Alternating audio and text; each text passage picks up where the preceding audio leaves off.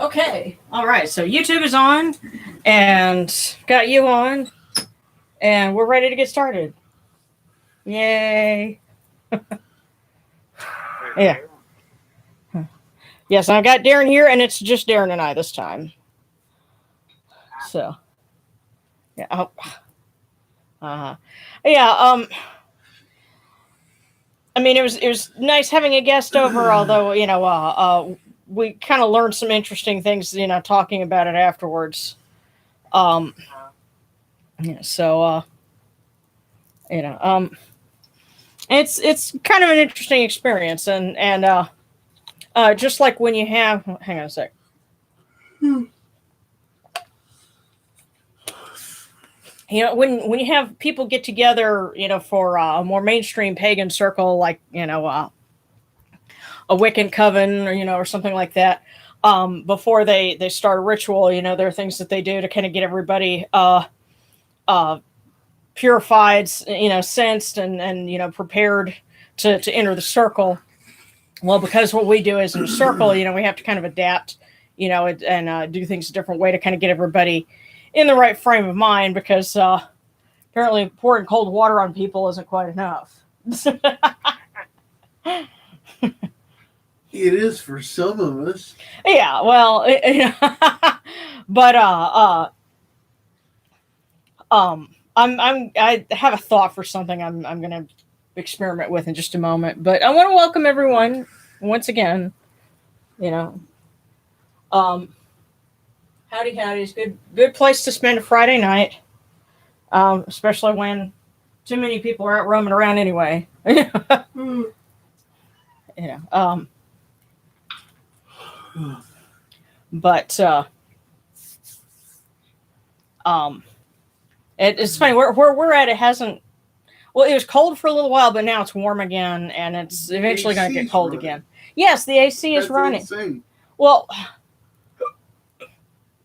it's hot in here, man. Okay, well, welcome to couples life, and arguing over the thermostat. That's part of it. But dude, it was 70 degrees yesterday. And for our friend Scott, that might be a little more normal because it's getting to be summertime, down there. But up here, it's like, hey, the leaves are falling. It's getting close to the winter solstice. Why is it 70 degrees out here? Why? Because it's the South.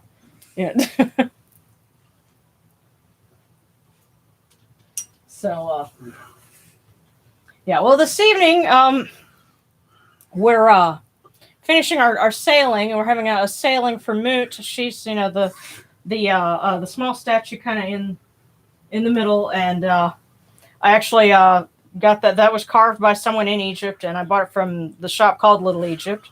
And historically, when Mut would have a sailing, excuse me, on the sacred lake, the Asheru, Bast would be one of the deities that would join her.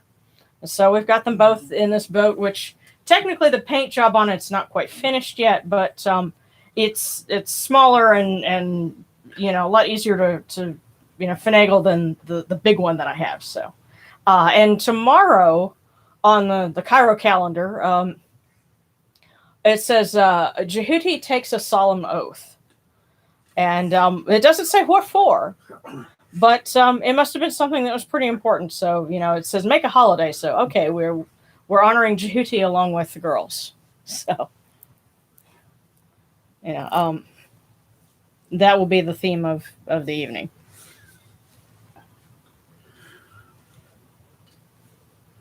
So, to kind of experiment, again, I tried this once, but I didn't mention what I was doing. But it occurred to me, I said, well, if we're going to try and get everyone in a frame of mind to, okay, stop making crazy jokes and, not that, having, lighthearted fun in a service isn't,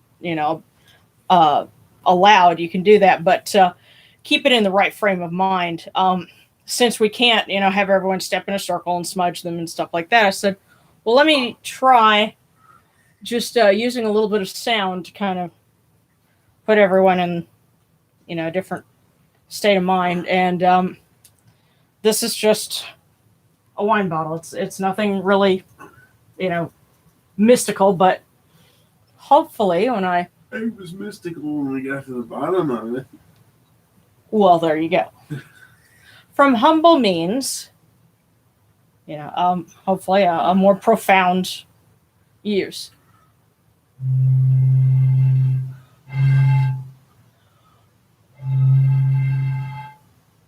I think I need one with a higher pitch because that's a little too low. It's a little hard to hear, I think. But I don't know. What did you think? I heard it just fine. Okay. But yeah, sort of like instead of a shofar, which I think that's the name for the conch that they blow, at a Jewish service, we'll use a wine bottle. And then we get to your favorite part.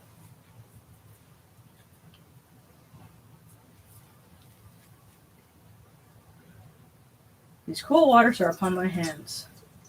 They purify me. His technique purifies me.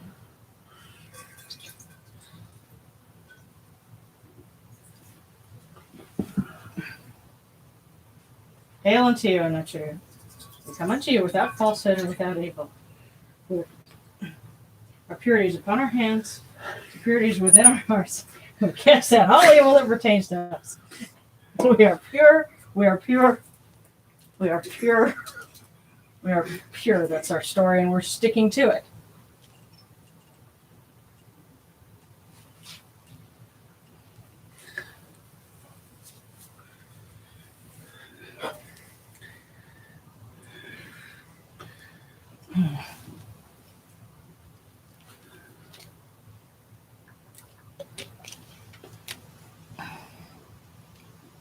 Okay.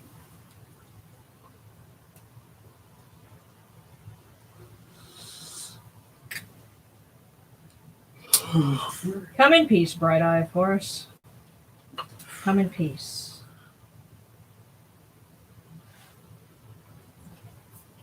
Receive the light. The eye of horse shines like Ra in the twin horizons, and evil hides in fear of it. Receive the light. The eye of horse destroys the enemies of Ra and all of their abodes till none remain. Receive the light. The eye of horse comes.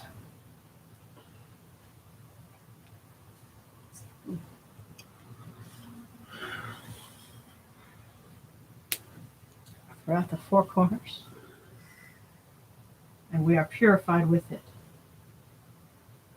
Receive the light.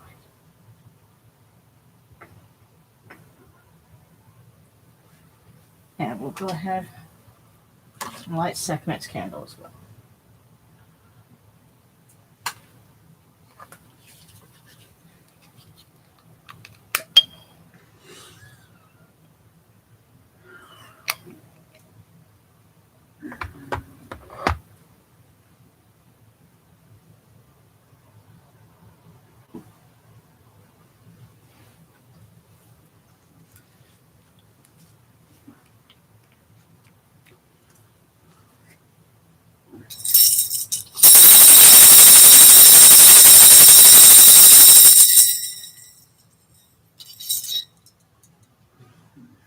You arise in the Aketis Capri, O Ra, spreading your light upon the earth. You set in peace in the mountains of Manu as a tomb, bringing your light to Duat. Shine upon earth as you do in heaven and Duat. Hail and praise unto you, O Ra, who came from noon at the first time, for such is your uniqueness. Hail and praise unto you, O Ra, who placed Hu at your left side, for such are the words you commanded. Hail and praise unto you, O Ra, who placed Sia at your right side, for such is your great wisdom. Hail and praise unto you, O Ra, whose Hika goes before you, for such is your ability. Hail and praise unto you, O Ra, who rules with Ma'at upon your brow, for such is your righteousness. Hail and praise unto you, O Ra, hail and praise unto you, O Djehuty, O Mut, O Bastet, Sekhmet, you lords of love and lords of life, lords and ladies. Grant us life, well-being, and health. May our eyes perceive your goodness and our hearts receive your wisdom. May you shine upon us as you traverse the sky, that we may bring to you Ma'at and cast out Spet. May you guard us from the evil one through the dark hours of the night, your protection being before us and your strength being within us.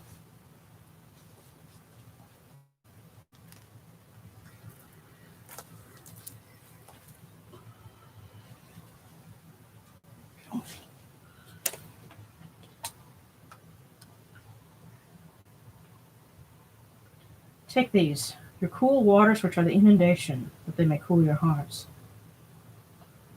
O Necheru, these waters are the eye of Horus, that your hearts may be refreshed.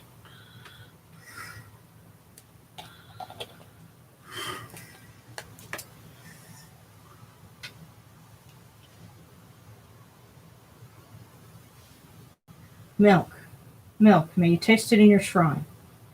May your hearts be refreshed with it. We bring you this milk from the great flood, O Necheru, that you may be purified with it.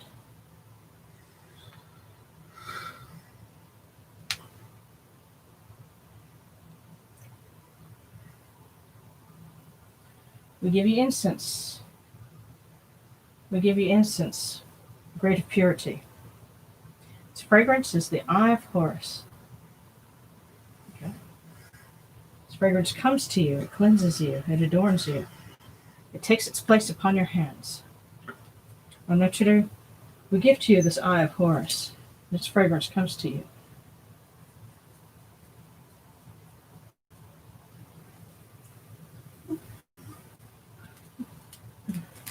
Take this, your bread on which gods live. This bread is the eye of Horus, O Necheru. Lift it to your faces and be at peace with it.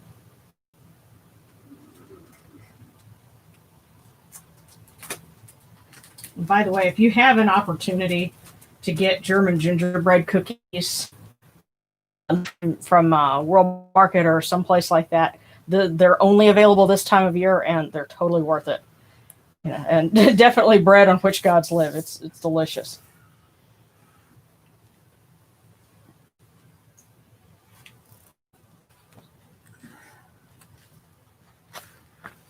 The gardens prosper and Hapi rejoices, overflowing with his meal. We fill the eye of Horus for you with wine, O Ra, O Necheru. Drink and be pure. The doors of heaven and the doors of earth are open with libations for you within this house. May your faces be refreshed with your libations, your wine, and your water.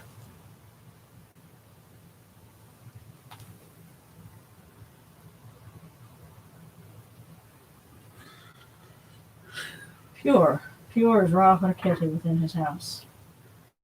Pure, pure is Djehuty within his house. Mut within her house. Bastet within her house. And Sekhmet. Pure, pure are the cause of these gods with this good myrrh that is given. Djehuty proclaims it. It is written in his house of sacred words. Hapi gives in abundance. Thousands of offerings, all things good and pure, for Ra Haraketi, for Djehuty, for Mut, for Bast, for Sekhmet, in every place their mortal cause dwell.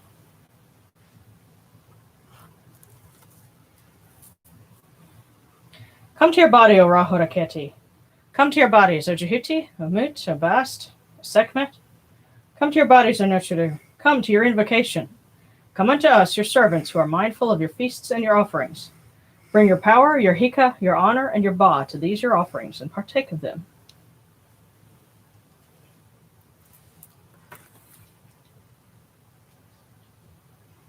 Come, O people.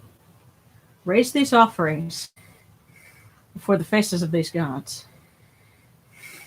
Okay, and I can only raise it up so far, but there we go.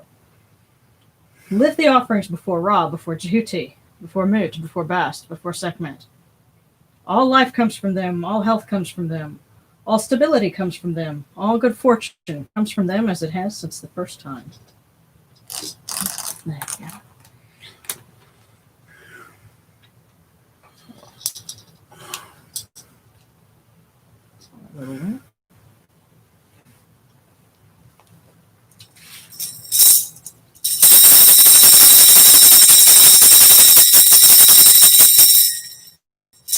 O Ra Haraketi and your son, the Osir Nisu Nebkepera, your foes retreat from you. Horus turns himself to his eye. Turn yourselves to these your offerings and receive them from our hands. Okay.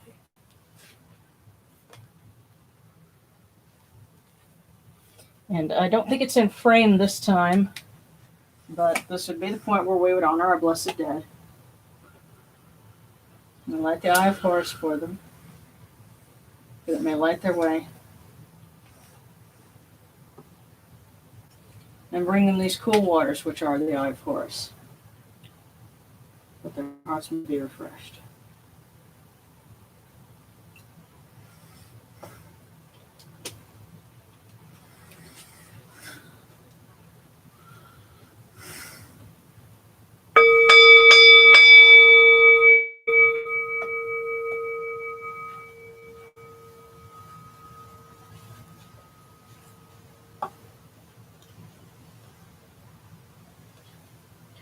Horekeru ta henket kakao apdus and naturmerhat kutnibet nofre wabet anket naturim and kawa naku punibu maakaru nibu her natura.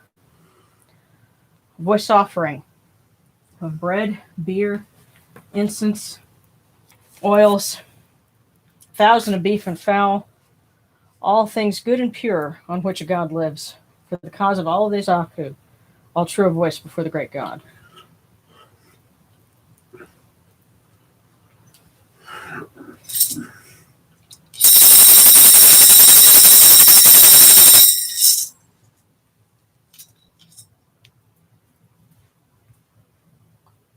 We come unto you, O Ra, as Djehuty comes, our hands joined under Ma'at. Ma'at has come to be with you in every place where you are.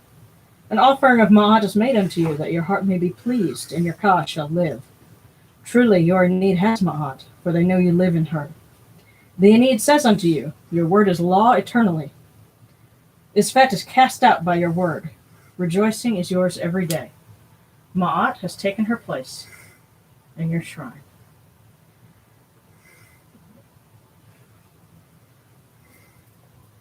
And may we always act with gentility and compassion for such as the first Ma'at. May we always may we always offer charity and hospitality for such as the second Ma'at. May we always respect consent and fidelity for such as the third Ma'at. May we always avoid violence and promote wellness for such as the fourth Ma'at. May we always speak words of truth for such as the fifth Ma'at. May we always promote the public good for such as the sixth Ma'at. May we always act humbly and with temperance for such as the seventh Ma'at. May we always honor our gods and respect others, such as the eighth Ma'at. May we uphold Ma'at like Djehuty, that we may witness Ra's perfection every day.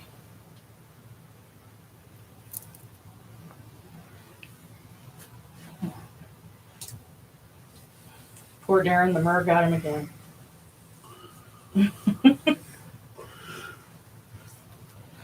Okay, wow. I see lots of comments. Howdy, howdy.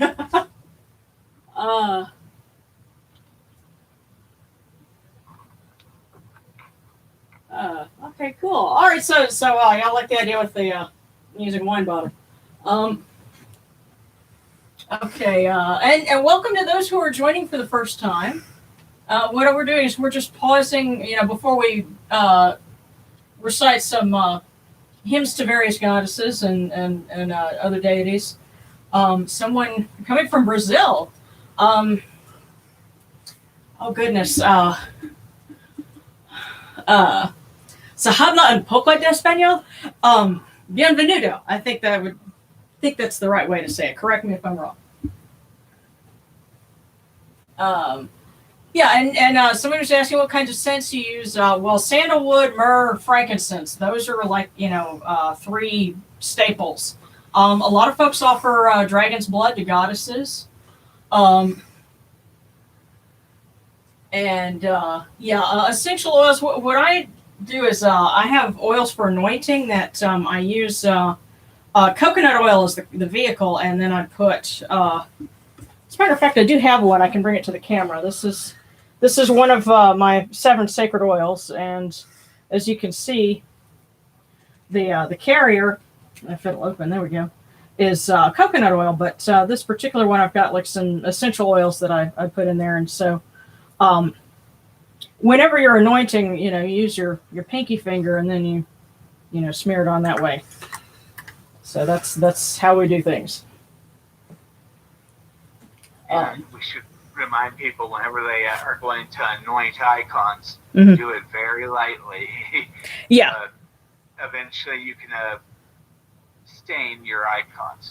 Yeah. Yeah. And it helps to remember that, the statues that we see now, the ones that, if they're stone, the paint has eroded away from them in most cases. And if they're, the few that are surviving that are metal, you're not going to see as much traces of what was done to them. But when they found, like, for example, some of the artifacts in Tutankhamun's tomb, they had like hardened oils, and there's still stains on some of them. Do you remember when we saw the alabaster stopper for the canopic chest? It had you could still see a little bit of staining from the oils. Of course, they used stuff that had a lot of wood pitch in it, and that's very sticky. And that's I don't know. I wouldn't try using that. There's a point where you go too far in reconstruction. Yeah. Yeah.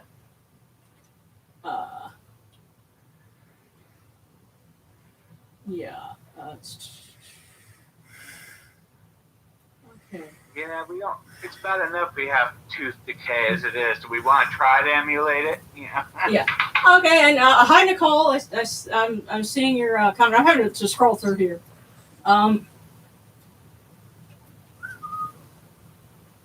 Yes. Wow. Oh, this is awesome. We got folks from Canada and from Idaho, and I know we got somebody from Australia. Oh, okay. Okay, so in Brazil they speak Portuguese, not Spanish. Okay. We got Gold Coast, Australia. Yeah. So this is awesome because think about it. Right now we're tuning in and we're offering prayers to the gods from literally all over the world, and that I think is a tremendous thing.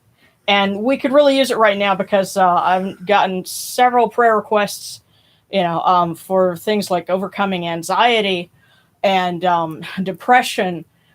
People are having money trouble. People are, trying to get over being sick, not just from COVID, but from, just things like falls, from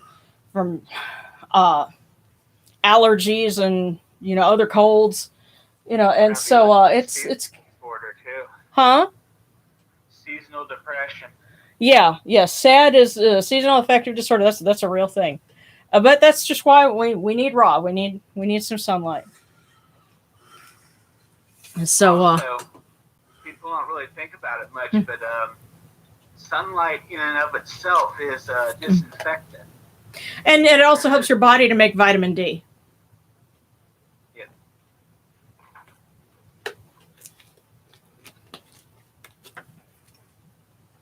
So we will start off with prayers to our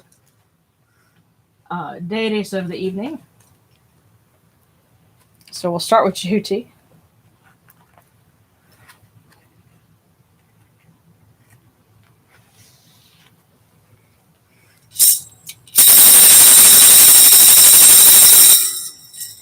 Hail and praise unto you, O Djehuty, thrice great God, son of Ra. Lord of Kemnu, wise one in Yunu, you report to Ra every morning. Messenger of humankind, you know people by their speech and judge them by their deeds. Those true of voice before Osiris, their names are in your list. The Enid gives you praise as you guide the bark of millions, as you cast out the evil one, as you change strife into peace. You know all secrets, all books, all deeds. The fleeting moment, the hour of night. No report to Ra is forgotten. Your words endure for eternity. Friend of the people, wise and impartial, great one, Lord of Maha.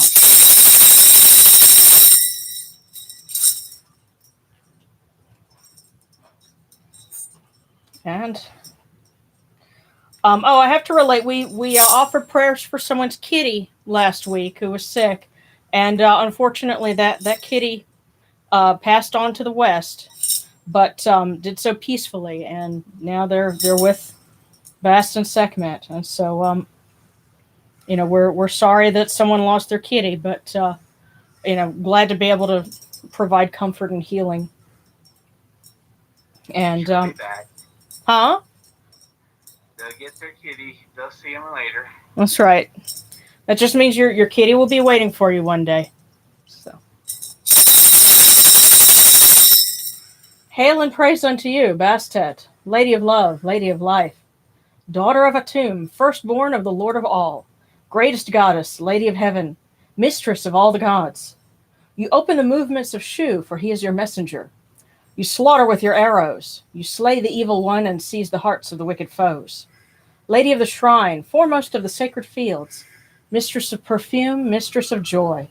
O Eye of Horus, O Eye of Ra, Uraeus, whom Ra loves, protect us until the dawn.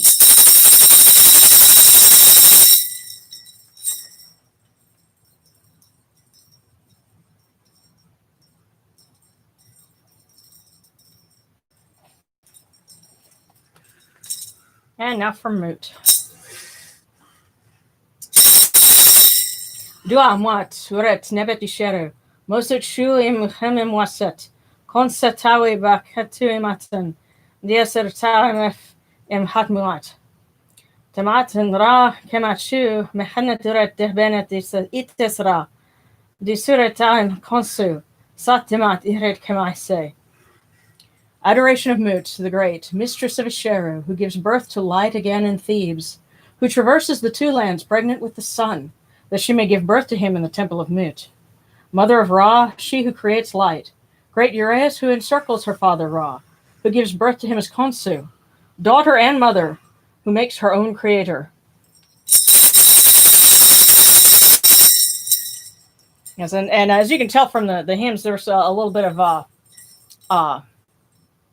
syncretism, a little bit of combining between not just Amun and Ra, but also with Khonsu. And the idea is that Khonsu is the reborn sun, or the junior sun as the moon. And so, Mut can, take on cyclical roles as mother and daughter. So It kind of relates to what goes on between Horus and Osiris too. Yeah. Yeah, and in some places, Horus and Khonsu also were kind of, they sort of bled into each other. Yeah, they become a certain level of interchange. Yeah. Interchangeability. Yeah.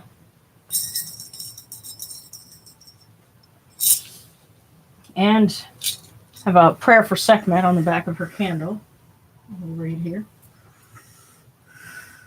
Hail, Sekhmet the Great, Eye of Ra, who hides him within her iris.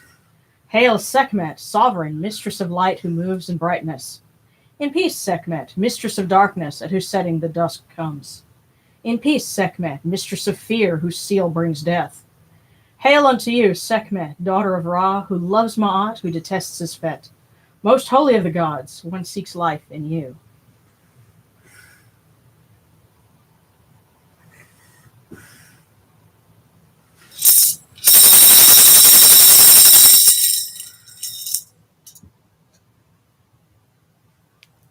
And we ask you, Anocha, to please look after those of us who are tuning in and those who can't be here tonight, but who are with us in spirit and have relayed their requests for better health, for healing, to soothe their anxiety and their worries and their fears, and to shed light upon them so that they can, to lift them out of depression and to help them find more love and happiness in the world. And in some cases, justice against those who have hurt them. And help us to get through this winter and to get past this terrible disease that has taken so many lives already. And, we know, unfortunately, will take many more. But every life that can be spared is one more ray of hope. So please help us to find more rays of light and hope wherever we can. And may people look more kindly on one another, have consideration for one another, and give each other the space that they need to heal and to find their way. And let us come out of this season stronger and wiser and more heedful of your wisdom. And let me see what other requests we have.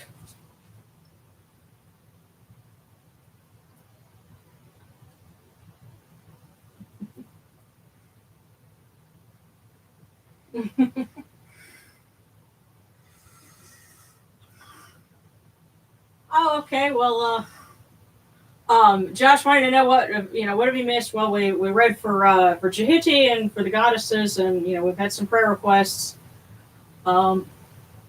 Okay, Apatamok showed up, said he wanted to work.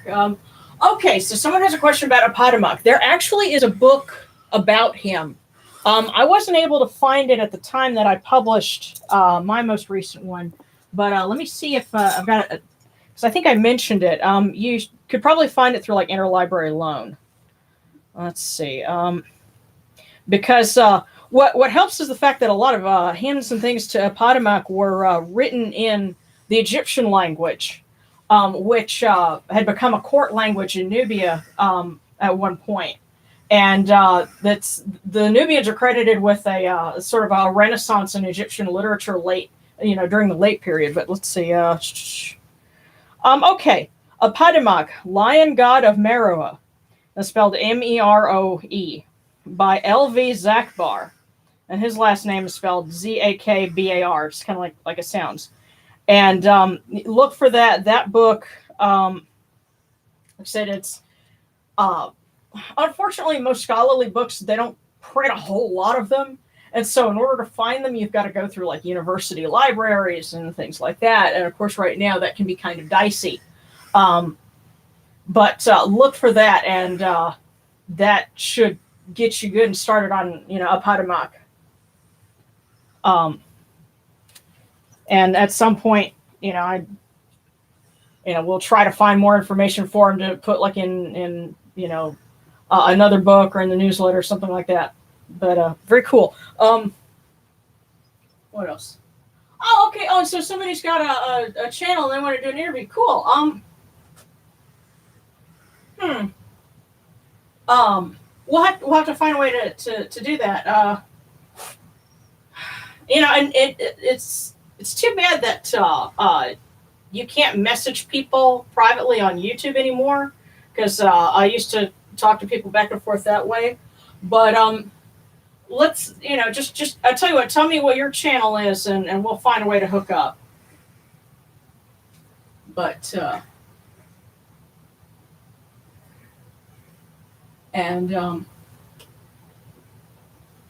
okay, well that's cool. I'm glad that been really glad to have these services too. This is it's nice to have people together, because for one, we can answer questions, we can talk a little bit, we can share, and one day when it's safe again, we'll be able to do this, and maybe have a group of people together, and it'll be nice to have an idea of, okay, this when you have more than one person here, what do you have to account for? Like the thing with okay, well let's try using something to get everyone in that frame of mind. These are things you don't think of when you're just performing rites by yourself. So it just and like I said, we're all together, literally all over the world, and we're offering prayers to the Naturu, and that's that's advancing Ma'at.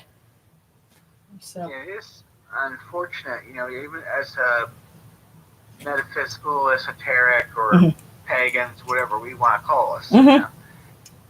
Oh, and somebody was asking me, we're normally fairly far flung, and as it goes, yeah, Kemetics, we're like the very tiniest bit of it.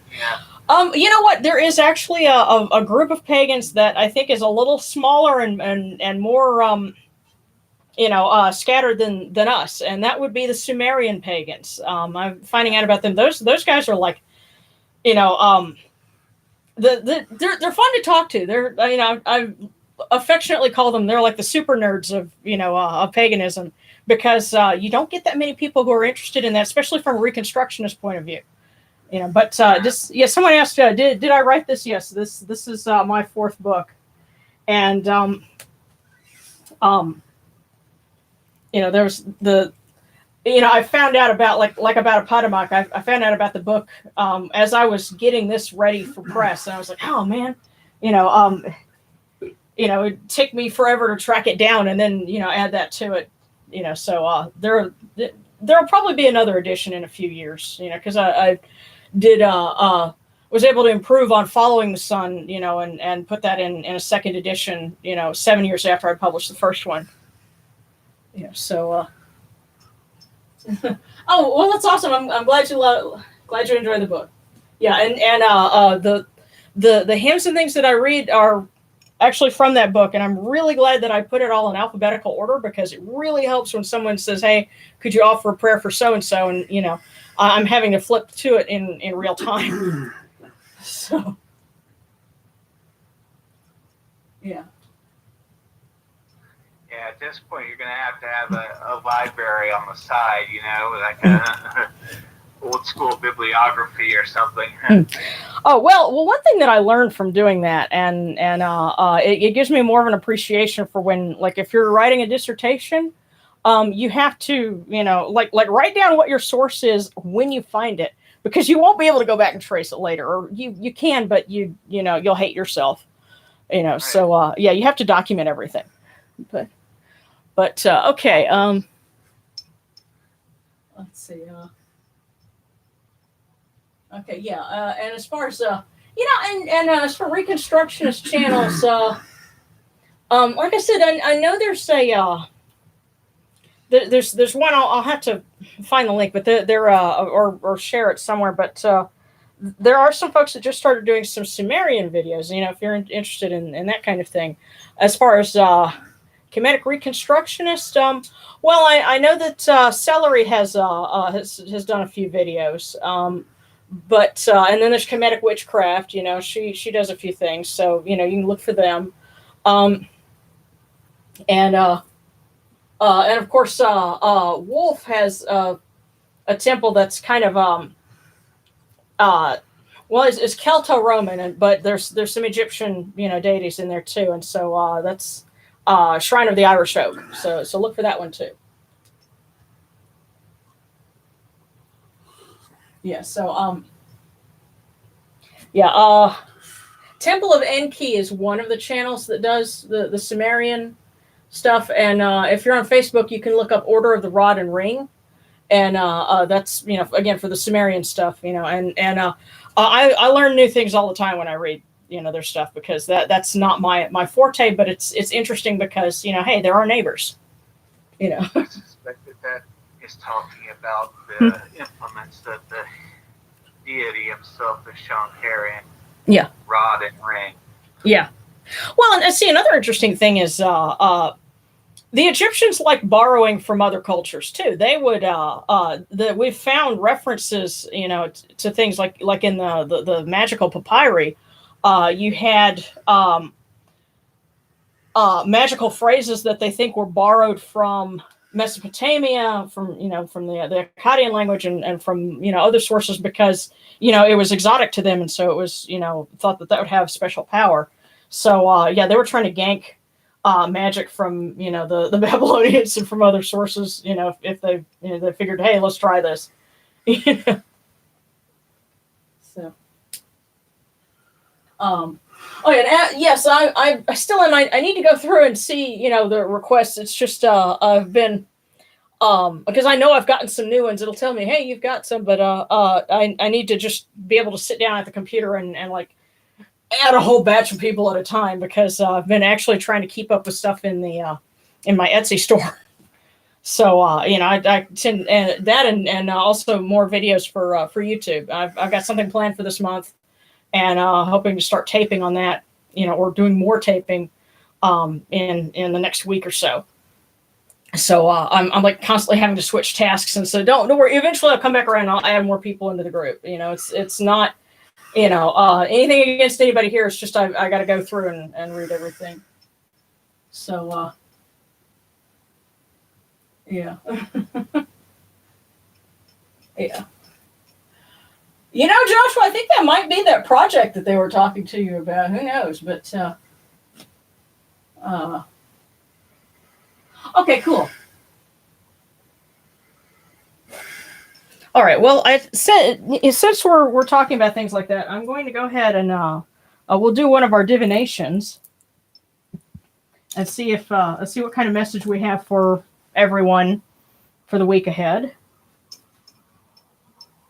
And if anyone has any special requests, now we are kind of running low on cookies, so I'm gonna have to order some more. But we'll see. We'll keep going until we run out. So, all right, wait a minute. Okay, this one. Let's see what wisdom the gods have for us for the week ahead.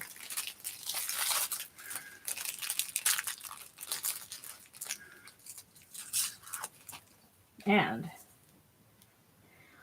a good memory is fine, but the ability to forget is the one true test of greatness.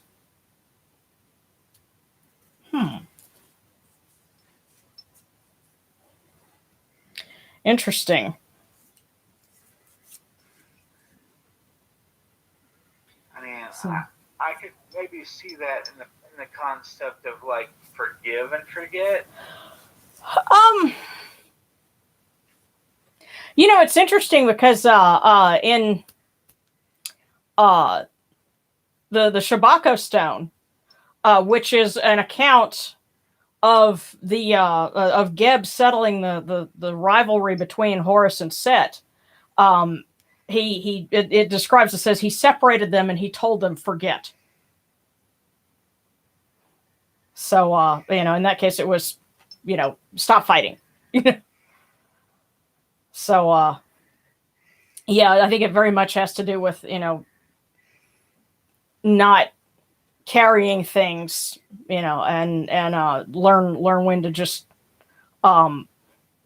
forget about it for a while. Just don't bring it up, I guess. Did you hear our fortune, Darren? No, I did not. Okay. That myrrh got you pretty good, huh? Yes. Okay. Well, our fortune for the week said, a good memory is fine, but the ability to forget is the one true test of greatness. Wow. Yeah. Wow. There's some real wisdom in there if you can figure it out. Yeah. And if you'd like to know the answer, just 1995 will get you the answer. And if you act now, we'll also throw in good feelings. Free. Just pay an extra $28.95 shipping and handling. Yeah, well, let's see. Forget bad memories. Yeah, I like that. Forget bad memories and not let them hold you back. I think that yeah. Because, I'll say this. In my experience, there are a lot of people that, confuse forgive and forget with let somebody just keep doing the same, terrible things over and over again. Say you're sorry so we can do this again. Yeah. And we all know people like that. And a lot of us have people like that in our families that, they want us to forgive them so they can keep doing, so they can keep abusing us. So, I think forgetting in this case is move on, get yourself out of that situation, and then don't keep reliving it. Put better memories in their place. So,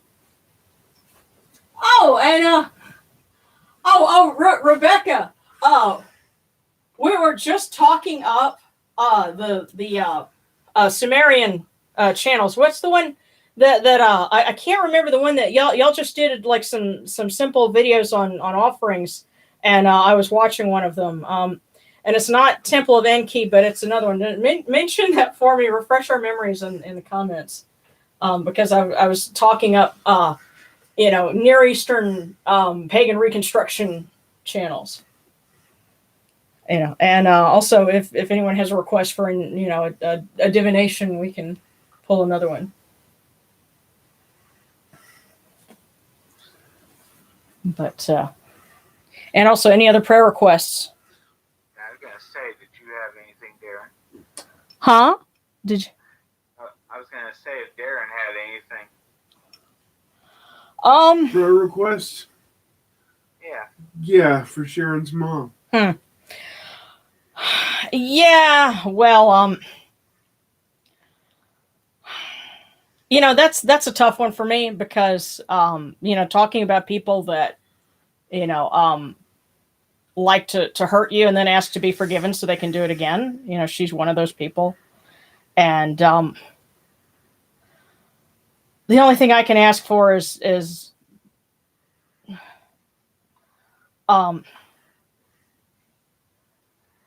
Ra, Sekhmet, the gods I pray to. Huh? Say what? It was chopping up for a moment there. I was like, Yeah, well, I was searching for words too, because this is, the gods have heard me come to them plenty of times before, and they've seen some of the things that were done to me, and some of the things I had to put up with. And speaking of forgetting, those are things that I'm not going to bring up. They know what they are.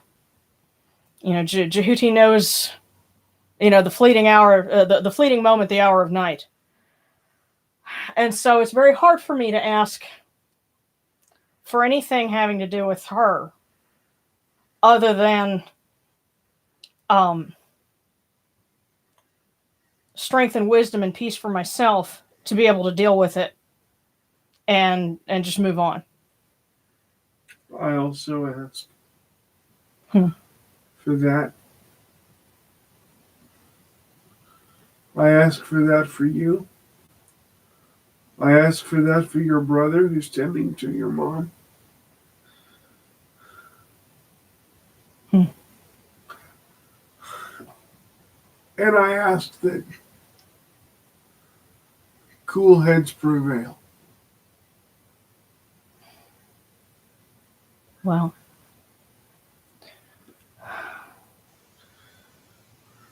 for them to prevail, they have to be cooled first. Yes. And that's the hard part for me. I understand. Because and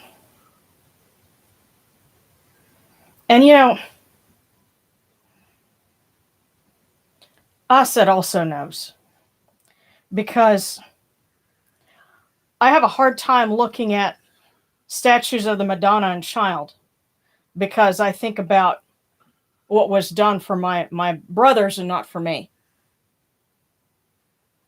But Aset knows about that, and she even spoke to me once in an Isean ritual about that. And I appreciate her for it. And sometimes you come to the gods and you don't really know what to ask for. You just trust them to know what you need and to put it in front of you.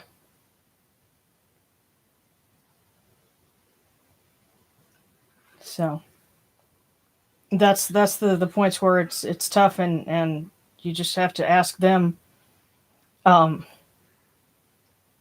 be our light, be our strength, and be our healing.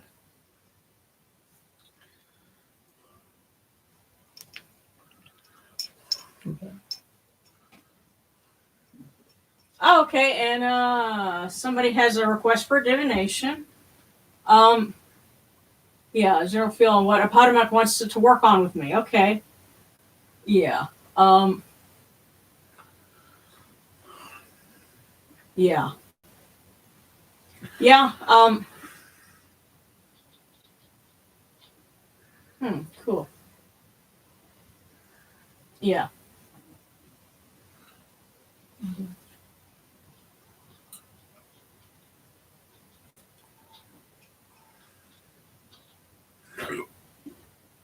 Yeah. And yeah, by being honest, that's um it's important because, a lot of us have a lot of things in common, and sometimes it helps to just to know that you're not alone. But Birch wanted to know about Apatamok, and so we're going to ask his colleagues, who were also worshipped in Nubia, especially Bast, and that it's even thought that Mahes may have had some connection to Apatamok. And so I tell you what we'll do is we'll go ahead and bring his candle down. So there's Mahes, and so very, a lot of things in common with Apatamok. So I'll go ahead and light your candle if you can help us.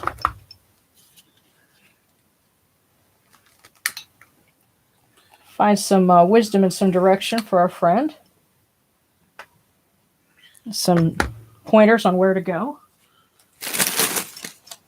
And, okay, this one just said, okay, yo, right here.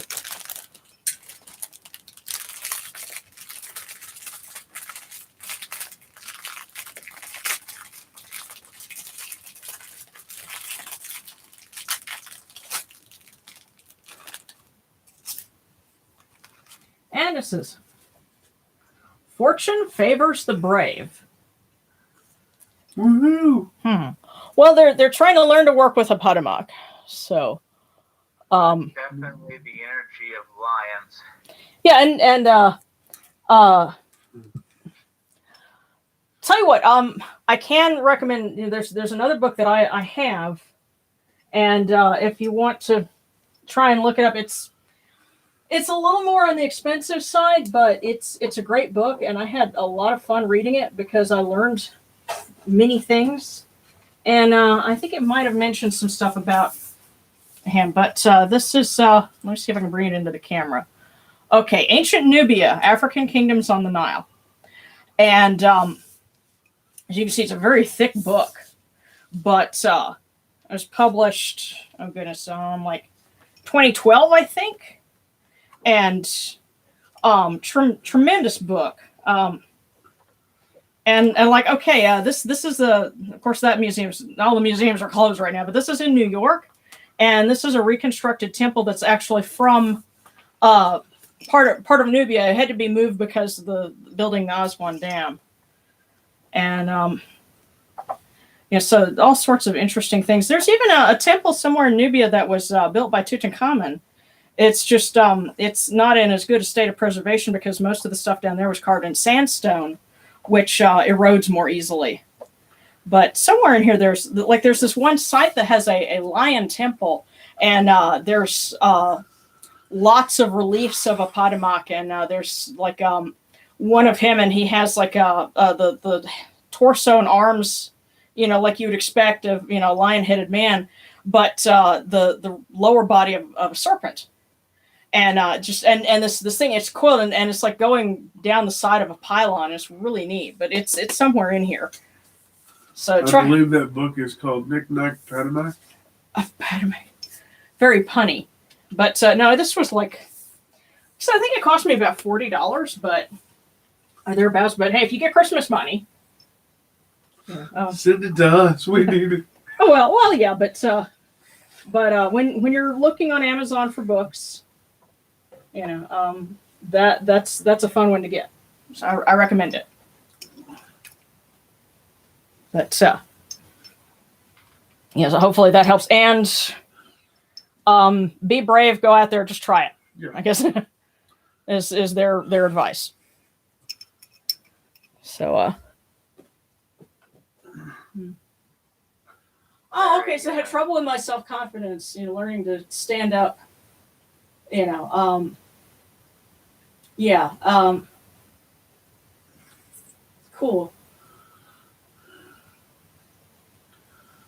Yeah, well, that's awesome. Yeah, and so that that it might be that Apodamak wants to work with you with that and to build your confidence. So special fun. Jump back to send. Okay, word.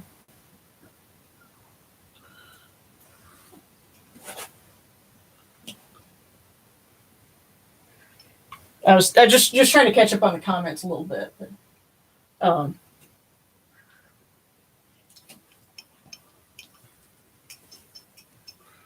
and because we have a little bit of lag time, I'm gonna wait and see if we've got any more requests before we kind of bring this to a closure.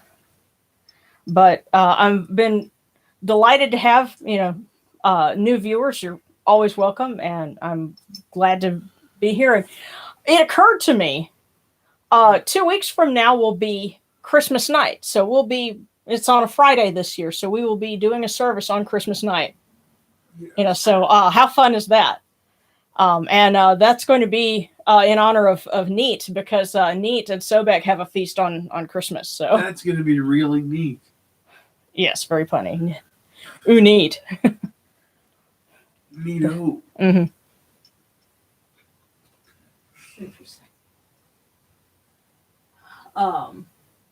You know what? As for telling Tefnut and Sekhmet apart,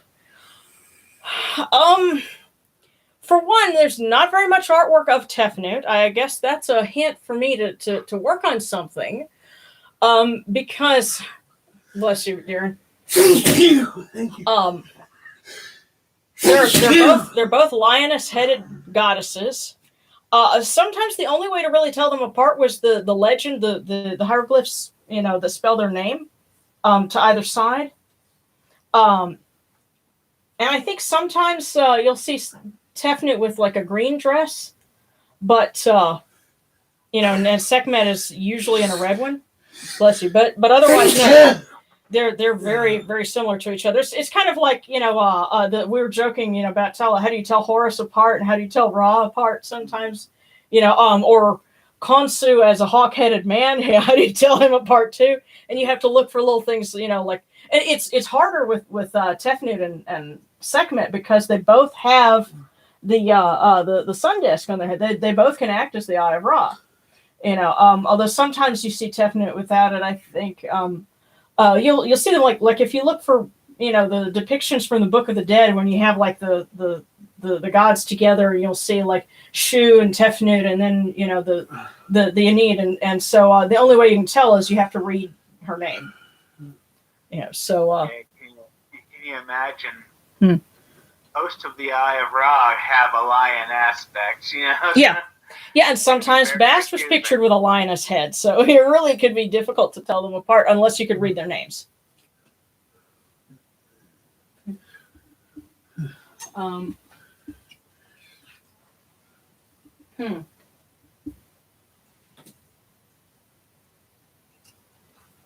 Let's see. Cover on the disc. Huh. Okay, well, someone asked Bast to protect her home. Let's see. Yeah, so there's. Yeah, Coptic. Remember that Coptic is related to ancient Egyptian, because it's the last spoken form of the language, and the video from Native Lang about how do we know what ancient Egyptian sounded like talks about that, because the reason why Jean-Francois Champollion was able to translate it was because he had studied Coptic, and that helped him to crack the code on the Rosetta Stone. So some people have started to learn Coptic, and what I do, like, the reason why you see some of my spellings are a little bit different from what you'll see in a lot of other reconstruction groups is because I have a Coptic dictionary that I refer to sometimes to try and take an educated guess at what the vowels would have been in some places, and my conclusions might be different from somebody else's, but it's drawing from Coptic. And a lot of people are trying to learn Coptic in order to help learn the Egyptian language. I'm still working on some of that myself, and I guess it just depends on what your sources are, what you're able to get a hold of. Yeah. As far as we can tell, all the vowels are more or less interchangeable. Well, no, actually, the thing is, and see, ancient Egyptian, Hebrew, and also Arabic have certain things in common because they're all what they call Semitic languages. And what I noticed, because I have friends who are Jewish, and one of them is it's funny, he's very gifted with languages because he translates Japanese for manga, for a living, and so he learned Hebrew when he was young, and so he was explaining things to me, and there's sometimes like the vowel will be in one place for the singular, but it'll switch places in the plural. And do kind of weird things like that. The skeleton really was more important. And when you start to learn a little bit about Arabic, you figure out that in Arabic, it's that consonant skeleton that makes the word. If it changes not tense, but like gender or who's, speaking of things, like that, then yeah, the vowels can end up switching. They seem like they switch places. And so it's interesting how many things, again, that even something like Arabic has in common with, ancient Egyptian. And another good book, since we're mentioning books, this is one that's smaller and it's a lot of fun. And it's not too terribly expensive. And let me see, here we go. From Pharaoh's Lips, Ancient Egyptian Language in the Arabic of Today, but specifically the Egyptian dialect, because it's a little bit different from the Arabic that's spoken in other parts of the Middle East. But it has things that you'll see, like the Arabic form, and then the Coptic right here, and then the older Egyptian. And it's really interesting how many loan words from the Egyptian language survive in modern Egyptian Arabic. So that's certain words. Huh? There's certain words that survive down to us even today, like desert. Yeah, and like the personal name Susan, that actually comes from the Egyptian word for a water lily. So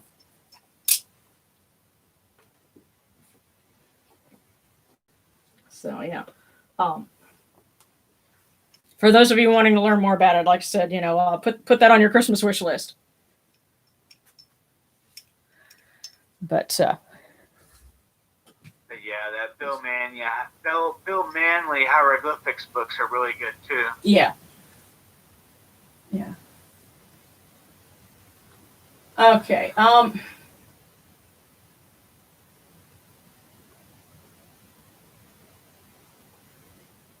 just reading over the comments, and stuff, and yeah, most of the stuff is Middle Egyptian, because for the Egyptians themselves, in the Pharaonic period, Middle Egyptian was sort of it became like their liturgical language, because they that we can tell from like non-religious documents that the language was kind of evolving even by the time of the Ramessides.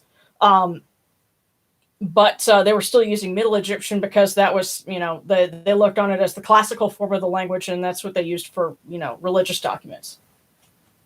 But, yeah.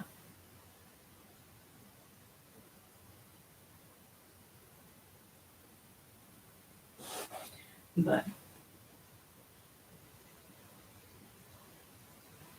okay. Well, so we've ended up, having a little bit of, and I guess this is appropriate because what is Djehuty the patron of?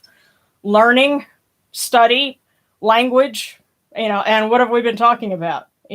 Books, the Egyptian language, and things like that. So I guess this is he's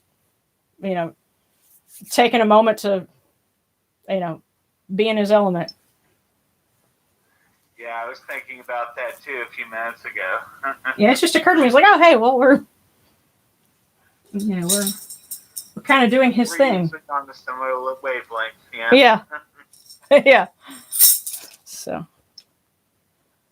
Okay. Alan. Yeah. It's on the territory name was Deseret before we became a state. Well, and that's probably because the interest that the Mormons had in ancient Egypt, and actually I think Brigham Young University, there are some folks that have published some Egyptology papers, and there's like some papyrus documents that are in their collection, if I remember right. So that's a resource that's close to you. Yeah, but well, I'm gonna go ahead and wrap this up so that we don't get too long. But it's been a blast. Glad to have everyone here, and we will do our last part where we do a lot of sistrum ringing. But we basically were invoking the Enid of Heliopolis, also known as Unu. It's the idea is to make the offerings endure. So, hail unto you, Atum. Hail unto you, Capri. You come into being upon the primeval hill. You shine forth upon the shrine of the phoenix in Unu. You breathe out Shu and Tefnut. May the giving of these offerings endure, as the name of Atum, foremost of the great Enid, endures. May they endure as the name of Shu, Lord of Upper Menset in Unu, endures. As the name of Tefnut, Mistress of Lower Menset in Unu, endures. As the name of Geb at the Earth's Ba endures. As the name of Nut in the Shrine of Shanit in Unu endures. As the name of Osir, Kentiamentiu, endures. As the name of Aset in Netjeru endures. As the name of Sutek in Nubet endures. As the name of Horus in Pe endures. As the name of Wajit in Dep endures. As the name of Djehuty in Kamenu endures. As the name of Ra in the Akhet endures likewise for eternity. You have come in peace, O Ra. You have come in peace, O Necheru. Djehuty, Mut, Bastet, Sekhmet, Ma'at. May you go forth in peace, O Ra, O Necheru. May you go forth in peace, O Necheru, to every place where your mortal cause wish to be. May you sail in joy in the Menjet bark, and rest content in the Sektet bark. And may you smile upon us, your humble servants.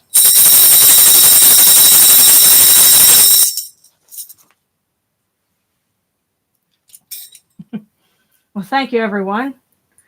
And as always, we do this every Friday at 8:30 Central Time. And, looking forward to doing something on Christmas night. That'll be a lot of fun. And, hope planning to have some more videos by the end of the month, because a lot of times, I have to work on it, in stages, and then close to the end of the month, I do a drop, and you'll have, a new how-to guide. We've talked about doing another Kemetic Crossroads where we do kind of an interfaith discussion. We might do that at some point. And, occasionally I'll do things where I answer viewer questions on the Kemetic Bites. And of course you can also, support us on Patreon, and you get to see crazy outtakes. And we've got a series that we've been doing called Consu's Coffee House, where we end up talking with, Darren, who he knows a lot of this stuff because he lives with me. And then we have our quarantine friend who, doesn't know as much about ancient Egypt, and so it's kind of fun. He asks the sort of, like rank and file questions that make it interesting, and so that then we, drink lots of coffee while we do it. So it gets kind of crazy. But that's for that's a Patreon exclusive thing. Yes, Darren says you gotta rehearse that tonight and drink some coffee. So. Okay. All right. Yes, and I'm so glad to have this, and I'm glad you all joined us, and you guys stay safe, stay well, and I'll see you next week. Bye, guys.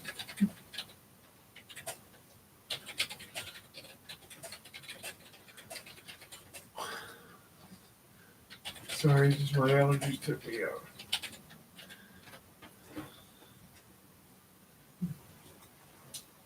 Okay.